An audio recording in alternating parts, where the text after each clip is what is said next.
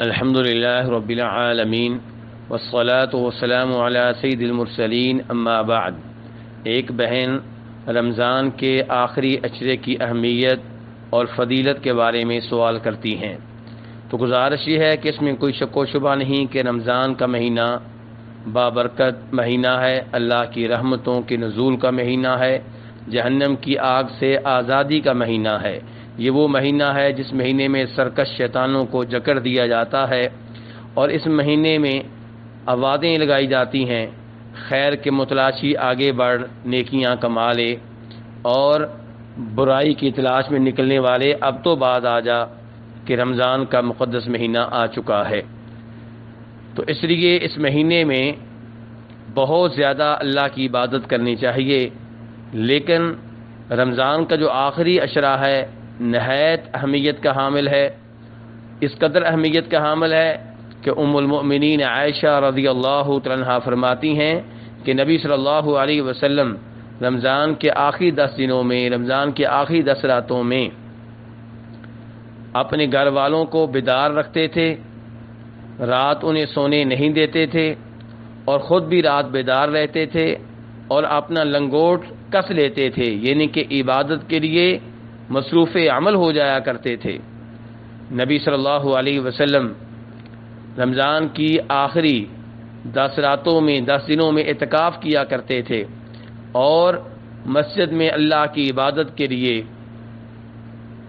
سب دنیاوی امور سے کٹ کر بیٹھ جایا کرتے تھے، اور خوب اللہ کی عبادت کیا کرتے تھے۔ جبریل علیہ الصلوۃ والسلام کے ساتھ رمضان کے مہینے میں آپ قرآن پاک کا دور کرتے تھے، بلکہ آپ کی زندگی کا جو آخری رمضان ہے اس میں آپ نے جناب جبریل علیہ السلام کے ساتھ قرآن پاک کا دور 2 بار کیا ہے۔ تو اس لیے رمضان کے آخری 10 دنوں میں، 10 راتوں میں خوب قرآن پاک کی تلاوت کی جائے، قرآن پاک کا اہتمام کیا جائے، اور اعتکاف کیا جائے، اور شب قدر کی تلاش کی جائے۔ ہم سب جانتے ہیں کہ شب قدر اس کی بہت زیادہ اہمیت ہے۔ اللہ تعالیٰ فرماتے ہیں انا انزلناہ فی لیلۃ القدر، کہ وہ عظیم رات، جس رات قرآن پاک نازل ہوا وہ شب قدر کی رات ہے۔ پھر اللہ اس کی اہمیت کو واضح کرتے ہوئے کہتے ہیں وما ادراک ما لیلۃ القدر، آپ کو کیا معلوم شب قدر کیا ہے، یعنی کہ شب قدر کی اہمیت کو مخلوقات میں سے کوئی صحیح معنوں میں نہیں پا سکتا۔ پھر اللہ نے کہا لیلۃ القدر خیر من الف شہر، کہ شب قدر 1000 مہینوں سے بہتر ہے، یعنی کہ ایک جانب شب قدر کی رات کی عبادت ہو، اور دوسری جانب 1000 مہینوں کی عبادت ہو، یعنی کہ 83 سال کی عبادت ہو، تو شب قدر کی رات کی عبادت ان 1000 مہینوں کی عبادت سے بہتر ہوگی جن 1000 مہینوں میں شب قدر نہ ہو۔ شب قدر وہ عظیم رات ہے جس رات فرشتے نازل ہوتے ہیں، جبریل علیہ السلام نازل ہوتے ہیں، اور فجر تک یہ امن و سلامتی کی رات ہے۔ اس رات کو تلاش کرنا چاہیے۔ اس رات بڑے بڑے امور کے فیصلے ہوتے ہیں، فیہا یفرق کل امر حکیم،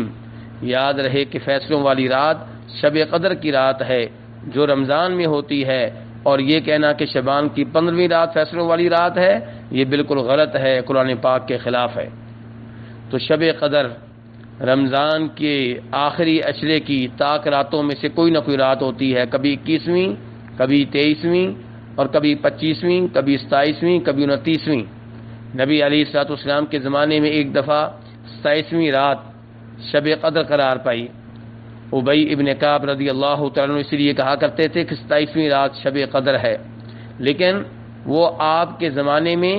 ایک رمضان کا واقعہ ہے، ورنہ شب قدر کبھی 21ویں ہوتی ہے، کبھی 27ویں، کبھی 23ویں، کبھی 25ویں، کبھی 29ویں۔